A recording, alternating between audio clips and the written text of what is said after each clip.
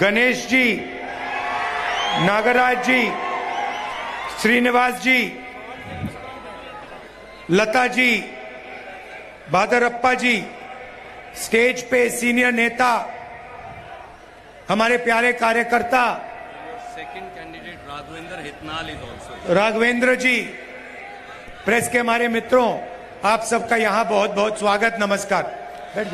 ವೇದಿಕೆ ಮೇಲಿರ್ತಕ್ಕಂಥ ಎಲ್ಲ ಹಿರಿಯ ಗಣ್ಯರೇ, ಇಲ್ಲಿರ್ತಕ್ಕಂಥ ಎಲ್ಲ ಕಾಂಗ್ರೆಸ್ ಪಕ್ಷದ ಕಾರ್ಯಕರ್ತರೇ, ಮಾಧ್ಯಮದ ಸ್ನೇಹಿತರೆ, ನಿಮಗೆಲ್ಲರಿಗೂ ಕೂಡ ನಮಸ್ಕಾರ. भैया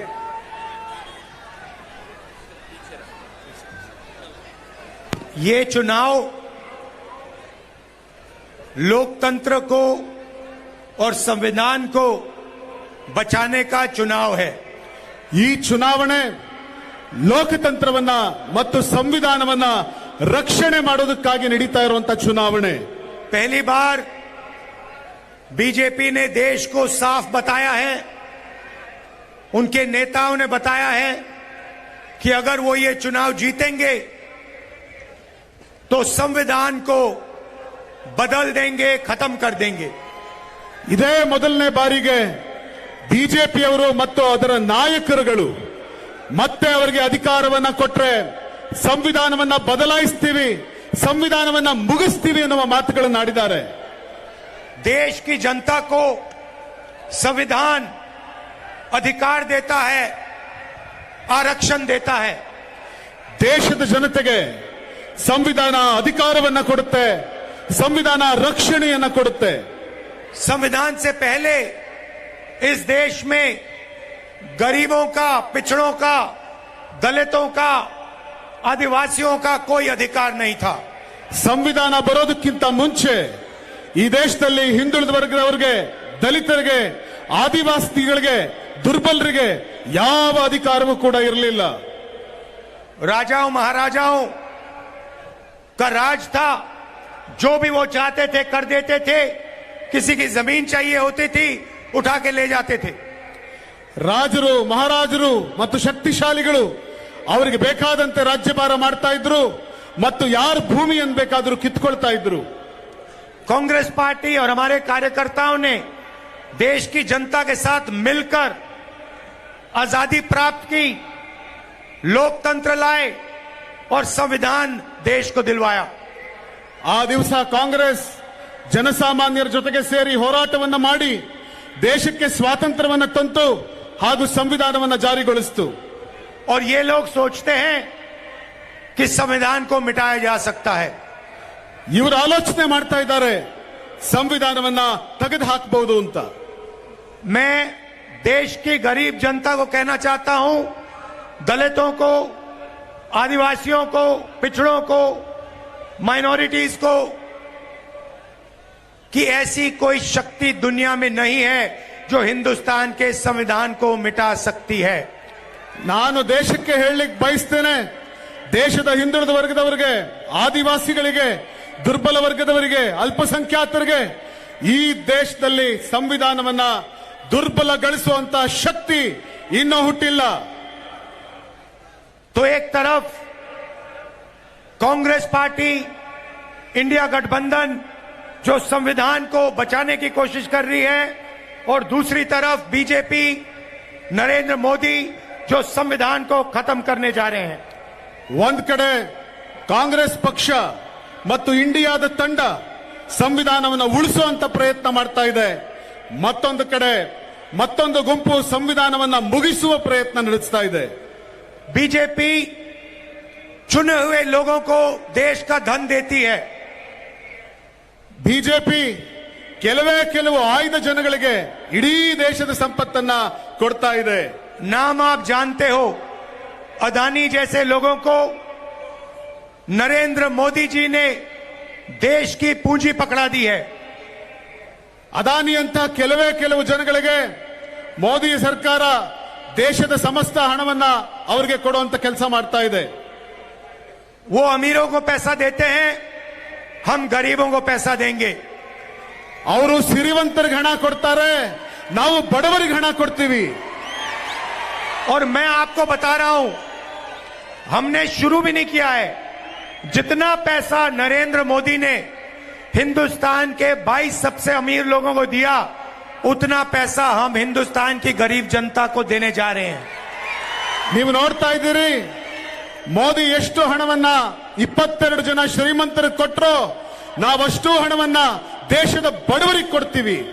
कर्नाटका की सरकार ने देश को रास्ता दिखाया। ಕರ್ನಾಟಕದ ಸರ್ಕಾರ ಇಡೀ ದೇಶಕ್ಕೆ ದಾರಿ ತೋರಿಸಿದೆ. गृह लक्ष्मी योजना 2000 रुपए हर महीने करोड़ों महिलाओं के बैंक अकाउंट में। ಗೃಹಲಕ್ಷ್ಮಿ ಯೋಜನೆಯಿಂದ ಪ್ರತಿ ತಿಂಗಳು 2000 ರೂಪಾಯಿನ ಈ ರಾಜ್ಯದ ಪ್ರತಿ ಹೆಣ್ಣು ಮಕ್ಕಳ ಅಕೌಂಟ್ಗೆ ಕರ್ನಾಟಕ ಸರ್ಕಾರ ಹಾಕ್ತಾ ಇದೆ. अन्य भाग्य 10 केजी चावल करोड़ों लोगों को।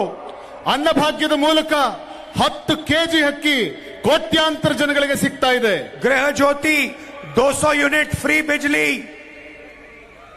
करोड़ों परिवारों को। ಗೃಹ ಜ್ಯೋತಿಯ ಮೂಲಕ 200 ಯೂನಿಟ್ ಉಚಿತ ವಿದ್ಯುತ್ ಅನ್ನ ಕೋಟ್ಯಾನು ಕೋಟಿ ಮನೆಗಳಿಗೆ ಕೊಡ್ತಾ ಇದ್ದೀವಿ. शक्ति योजना जिसके माध्यम से हमारी माताएं बहनें बस में फ्री जाती हैं। ಶಕ್ತಿ ಯೋಜನೆಯ ಮೂಲಕ ನಮ್ಮ ತಾಯಂದಿರು ಸಹೋದರಿಯರು ಉಚಿತವಾಗಿ ಬಸ್ನಲ್ಲಿ ಓಡಾಡ್ತಾ ಇದ್ದಾರೆ. और युवा निधि 3000 रुपए हर महीने बेरोजगार युवाओं को। ಹಾಗೂ ಯುವ ನಿಧಿಯ ಮೂಲಕ ನಿರುದ್ಯೋಗಿ ಯುವಕರಿಗೆ 3000 ರೂಪಾಯಿ ಪ್ರತಿ ತಿಂಗಳು ಅವರು ಕೊಡ್ತಾ ಇದ್ದೇವೆ. अब आप लोग ताली बजाने के लिए तैयार हो जाओ। ನೀವೀಗ ಚಪ್ಪಾಳೆ ಹೊಡೆಯೋದಕ್ಕೆ ತಯಾರಾಗಿ. जो मैं आपको बताने जा रहा हूं, दुनिया की किसी सरकार ने ऐसे काम आज तक नहीं किए हैं। ನಾನೀಗೇನ್ ಹೇಳೋಕ್ ಹೊರಟಿದ್ದೀನಿ, ಇಲ್ಲಿವರೆಗೂ ಭೂಮಿಯ ಮೇಲಿನ ಯಾವ ಸರ್ಕಾರವೂ ಇಂಥ ಕೆಲಸ ಮಾಡಿಲ್ಲ. महालक्ष्मी योजना, ಮಹಾಲಕ್ಷ್ಮಿ ಯೋಜನೆಯ ಮೂಲಕ ये हमारी पहली योजना होगी। ಇದು ನಮ್ಮ ಮೊದಲನೇ ಯೋಜನೆ ಆಗಿರುತ್ತೆ. भाई और बहनों, यहां 2000 रुपए महीने के दिए जाते हैं। ಸಹೋದರ ಸಹೋದರಿಯರೇ, ಇಲ್ಲಿ ನಿಮಗೆ 2000 ರೂಪಾಯಿ ಪ್ರತಿ ತಿಂಗಳು ಸಿಗ್ತಾ ಇದೆ. हम हिंदुस्तान के सारे गरीब परिवारों की लिस्ट बनाएंगे। ನಾವು ಇಡೀ ಭಾರತ ದೇಶದ ಎಲ್ಲ ಬಡವರ ಮನೆಗಳನ್ನ ಪಟ್ಟಿ ಮಾಡ್ತೀವಿ. हर प्रदेश में, हर कस्बे में, हर गांव में ढूंढ के हम गरीब परिवारों की लिस्ट बनाएंगे। ಪ್ರತಿ ಊರುಗಳಲ್ಲಿ, ಪ್ರತಿ ಹಳ್ಳಿಗಳಲ್ಲಿ, ಪ್ರತಿ ಗಲ್ಲಿಗಳಲ್ಲಿ ಹುಡುಕಿ ಬಡವರ ಮನೆಗಳನ್ನ ಲಿಸ್ಟ್ ಮಾಡ್ತೀವಿ.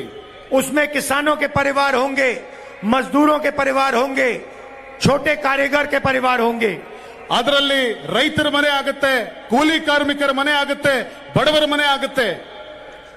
लिस्ट में से हर परिवार में एक महिला चुनी जाएगी। ಆ ಲಿಸ್ಟ್ ನಲ್ಲಿ ಪ್ರತಿ ಬಡ ಕುಟುಂಬದ ಒಬ್ಬ ಮಹಿಳೆಯನ್ನು ಆಯ್ಕೆ ಮಾಡ್ತೀವಿ. और उस महिला के बैंक अकाउंट में हर साल इंडिया की सरकार 1 लाख रुपया डाल देगी। ಆ ಮಹಿಳೆಯ ಅಕೌಂಟ್ಗೆ ಭಾರತದ ಸರ್ಕಾರ 1 ಲಕ್ಷ ರೂಪಾಯಿ ಹಣವನ್ನು ಹಾಕುತ್ತೆ. हर महीने करोड़ों लोग जागेंगे, पहली तारीख अपने बैंक अकाउंट को देखेंगे और जादू से उनके बैंक अकाउंट में हिंदुस्तान की सरकार 8500 रुपए खटाखट हर महीने डालेगी। ಅನೇಕ ಜನ ದೇಶದ ಬಡಪಾಯಿಗಳು ಬೆಳಗ್ಗೆ ಎದ್ದು ನೋಡಿದಾಗ ಅವ್ರಿಗೊಂದು ಜಾದೂ ಕಾದಿರುತ್ತೆ. ಪ್ರತಿ ತಿಂಗಳು 1ನೇ ತಾರೀಕು ಅವರ ಅಕೌಂಟಿನಲ್ಲಿ 8500 ರೂಪಾಯಿ ಫಟಾಫಟ್ ಅಂತೇಳಿ ಅವರ ಅಕೌಂಟಿಗೆ ಬಿದ್ದಿರುತ್ತೆ. मतलब कर्नाटका के गरीब परिवारों को 24,000 रुपए कर्नाटका की सरकार दे रही है। ಅಂದ್ರೆ ಕರ್ನಾಟಕದ ಬಡವರಿಗೆ ಕರ್ನಾಟಕದ ಸರ್ಕಾರ ಪ್ರತಿ ವರ್ಷ 24,000 ರೂಪಾಯಿ ಕೊಡ್ತಾ ಇದೆ. 2,000 रुपए महीने के, ಪ್ರತಿ ತಿಂಗಳು 2,000 ರೂಪಾಯಿ ಕೊಡ್ತಾ ಇದೆ. उसमें हिंदुस्तान की सरकार ಅದಕ್ಕೆ ಭಾರತದ ಸರ್ಕಾರ 8,500 रुपए जोड़ देगी। 8,500 ರೂಪಾಯಿಗಳನ್ನ ಜೋಡಿಸ್ತೀವಿ. मतलब 10,500 रुपए, ಅದರ ಅರ್ಥ 10,500 ರೂಪಾಯಿ ಸಿಗುತ್ತೆ. करोड़ों परिवारों को हिंदुस्तान की सरकार देने जा रही है। नरेंद्र मोदी ने 20 अरबपति तैयार किए, हम करोड़ों लाखपति बनाने जा रहे हैं। ಕೋಟ್ಯಾಂತರ ಜನಗಳಿಗೆ ಈ ಹಣವನ್ನು ನಾವು ಕೊಡಬೇಕು ಅಂತ ತೀರ್ಮಾನಿಸಿದ್ದೇವೆ. ನರೇಂದ್ರ ಮೋದಿ ಸರ್ಕಾರ 20 ಜನರಿಗೆ ಕೊಡ್ತಾ ಇದೆ. ನಾವು ಅದನ್ನ ಈ ದೇಶದ ಕೋಟ್ಯಾಂತರ ಜನರನ್ನ ಲಕ್ಷಾಧೀಶ್ವರನ್ನ ಮಾಡೋದಕ್ಕೆ ಹೊರಟಿದ್ದೇವೆ. कर्नाटक की सरकार बेरोजगार युवाओं को 3,000 रुपए प्रति महीना देती है। ಕರ್ನಾಟಕದ ಸರ್ಕಾರ ನಿರುದ್ಯೋಗಿ ಯುವಕರಿಗೆ 3,000 ರೂಪಾಯಿ ಪ್ರತಿ ತಿಂಗಳು ಕೊಡ್ತಾ ಇದೆ. नरेंद्र मोदी जी ने जैसे कोविड फैला था वैसे उन्होंने देश में बेरोजगारी फैला दी है। ನರೇಂದ್ರ ಮೋದಿ ಅವರು ದೇಶದಲ್ಲಿ ಯಾವ ರೀತಿ ಅವತ್ತು ಕೋವಿಡ್ ಅನ್ನು ತಂದ್ರೋ ಅದೇ ಥರದಲ್ಲಿ ಇವತ್ತು ನಿರುದ್ಯೋಗವನ್ನ ದೇಶದ ತುಂಬ ತಂದಿಟ್ಟಿದ್ದಾರೆ. और जैसे कोविड के समय प्रधानमंत्री ने कहा था थाली बजाओ, आज बेरोजगार युवाओं को नरेंद्र मोदी कहते हैं पकोड़े बनाओ। ಅವತ್ತು ಕೊರೋನಾ ಬಂದಾಗ ದೇಶದ ಜನರಿಗೆ ರಸ್ತೆಯಲ್ಲಿ ನಿಂತು ಗಂಟೆ ಬಾರಿಸಿ ತಟ್ಟೆ ಬಾರಿಸಿ ಅಂತ ಹೇಳಿದ ಪ್ರಧಾನಮಂತ್ರಿಗಳು ಇವತ್ತು ನಿರುದ್ಯೋಗಿ ಯುವಕರಿಗೆ ರಸ್ತೆಯಲ್ಲಿ ನಿಂತು ಪಕೋಡ ಮಾರಿ ಅಂತ ಹೇಳ್ತಾ ಇದ್ದಾರೆ. तो हम एक नई योजना लाए हैं, पहली नौकरी पक्की। ಆದ್ರಿಂದ ನಾವು ಹೊಸ ಯೋಜನೆ ತರ್ತಾ ಇದ್ದೀವಿ. ಪೆಹಲಿ ನೌಕರಿ ಪಕ್ಕಿ ಅಂದ್ರೆ ಮೊದಲು ನಿಮಗೆ ಉದ್ಯೋಗ ಪಕ್ಕ. हिंदुस्तान के बेरोजगार ग्रेजुएट्स को हमारी सरकार एक अधिकार देने जा रही है। ಹಿಂದೂಸ್ತಾನದ ಭಾರತ ದೇಶದ ನಿರುದ್ಯೋಗಿ ಯುವಕರಿಗೆ ನಮ್ಮ ಸರ್ಕಾರ ಒಂದು ಹೊಸ ಯೋಜನೆ ತರ್ತಿದೆ. अमीर घर के बच्चे अप्रेंटिसशिप करते हैं, 6 महीने की 1 साल की उनकी टेम्पररी नौकरी लगती है, बड़ी बड़ी कंपनियों में होती है, ट्रेनिंग होती है, पैसा मिलता है। ಈ ನಾಡಿನ ಶ್ರೀಮಂತರ ಮಕ್ಕಳಿಗೆ ಅವರು ಡಿಗ್ರಿ ಮುಗಿಸಿದ ನಂತರ ದೊಡ್ಡ ದೊಡ್ಡ ಕಂಪನಿಗಳಲ್ಲಿ ಅವರಿಗೆ ಅಪ್ರೆಂಟಿಸ್ಶಿಪ್ ಸಿಗುತ್ತೆ, ಅವರಿಗೆ ಸಂಬಳ ಕೂಡ ಸಿಗುತ್ತೆ. ये सुविधा हिंदुस्तान के बेरोजगार युवाओं को नहीं मिलती।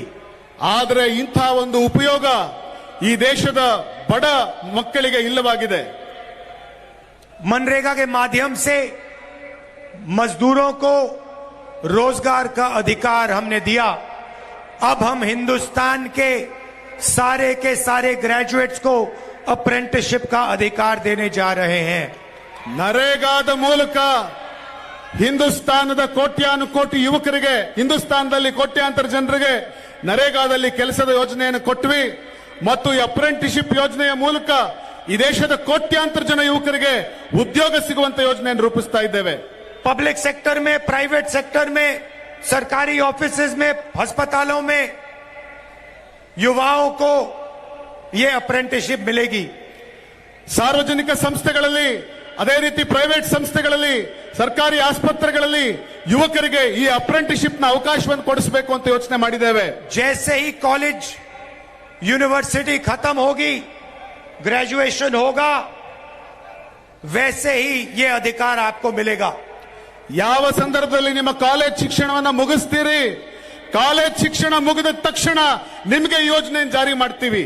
1 साल की नौकरी 8,500 रुपए हर महीने, 1 लाख रुपए साल के, और दुनिया की सबसे बेहतरीन ट्रेनिंग हिंदुस्तान की सरकार आपको देने जा रही है।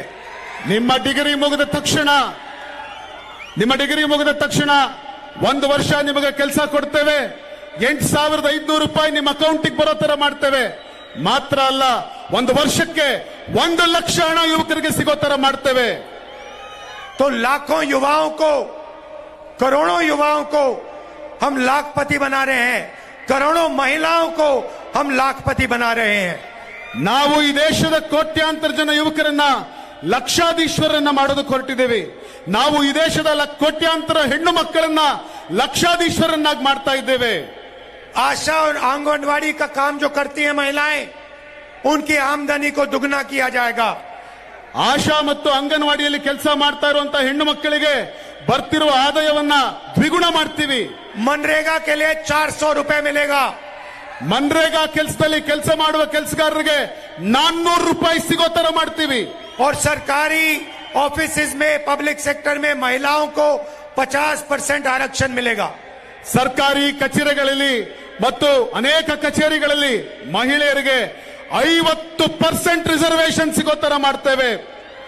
तो ये सब हम कर्नाटक के लिए और बाकी प्रदेशों के लिए करने जा रहे हैं.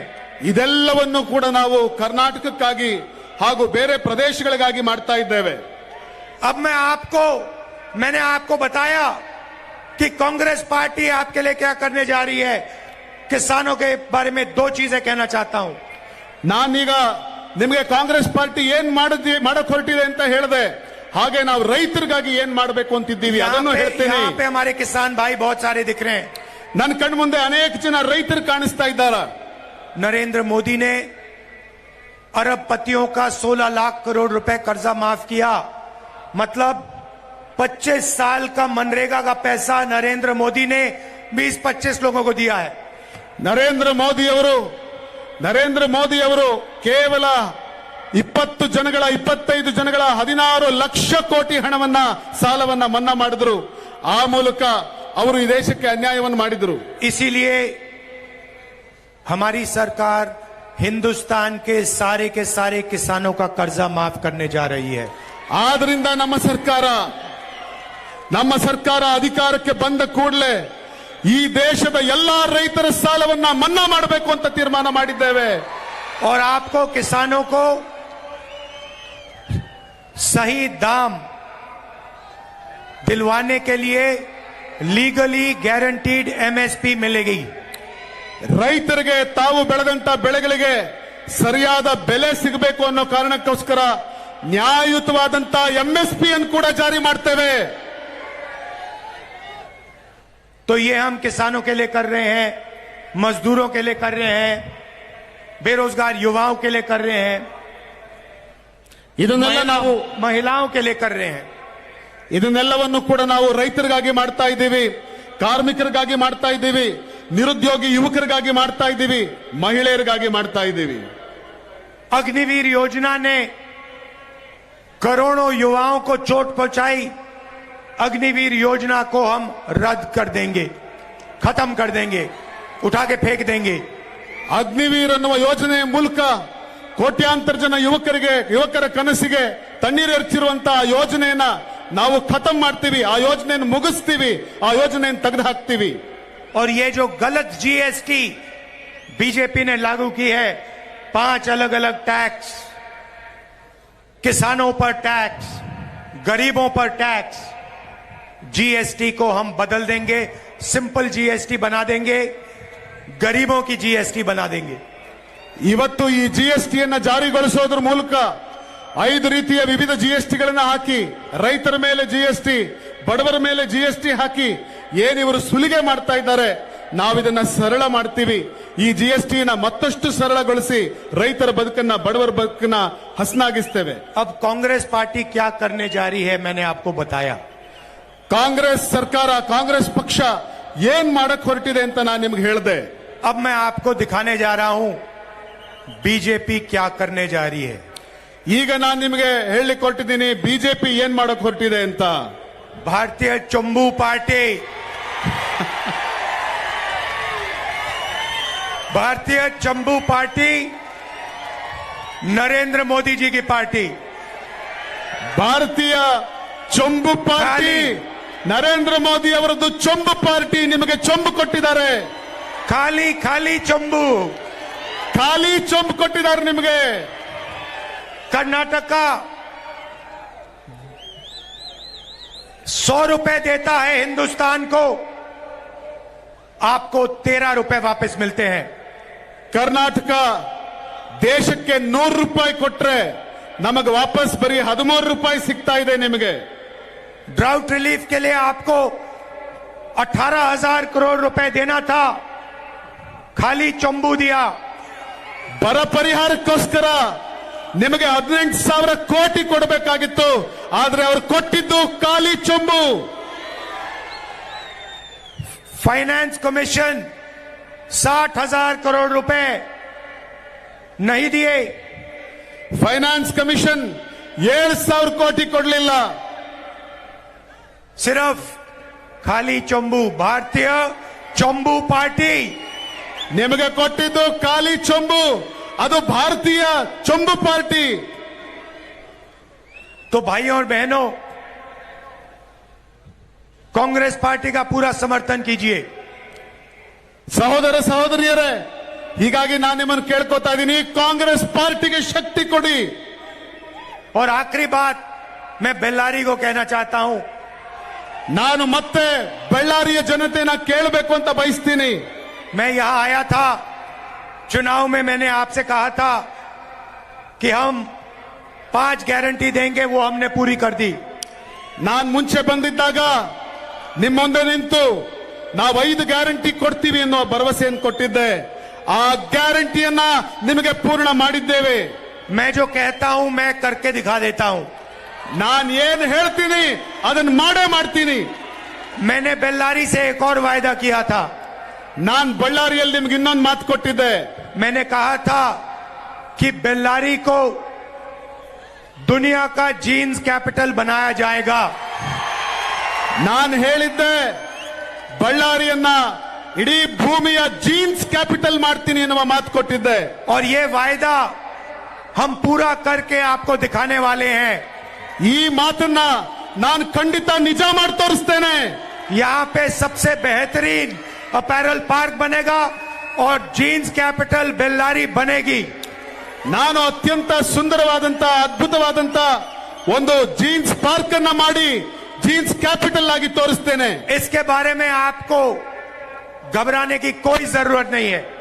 ಇದಾದ್ಮೇಲೆ ನಿಮ್ಗೆ ನೀವು ಅಂಜಬೇಕಾದ ಯಾವುದೇ ಅವಶ್ಯಕತೆ ಇಲ್ಲ. सिद्धरमैया जी से मैंने बात की है, प्लानिंग चल रही है, आपका काम होगा. ಸಿದ್ದರಾಮಯ್ಯನವರ ಹತ್ರ ನಾನು ಮಾತಾಡಿದ್ದೀನಿ, ಅದರ ಪ್ಲಾನಿಂಗ್ ನಡೀತಾ ಇದೆ, ಈ ಯೋಜನೆ ಜಾರಿಯಾಗೇ ಆಗುತ್ತೆ. आप सबका दिल से बहुत बहुत धन्यवाद. नमस्कार, जय हिंद. ನಿಮ್ಗೆಲ್ರಿಗೂ ಕೂಡ ಹೃದಯದಿಂದ ನಮಸ್ಕಾರ. ಜೈ Hind. Yes, Rahul ji, thank you so much. I think all the Bellary people are with you and hear the love from all the Bellary people. Rahul ji, this is an expansion of your name. R stands for rebel, A stands for ambitious, H stands for hope, and U stands for understanding, and L stands for lovable leader. That is Rahul Gandhi, rebel, ambitious, hope, understanding, lovable leader. Rahul Gandhi ji avrige ondsala jaikara. Rahul ಗಾಂಧೀಜಿರವರಿಗೆ, Congress ಪಕ್ಷಕ್ಕೆ, ಸಿದ್ದರಾಮಯ್ಯನವರಿಗೆ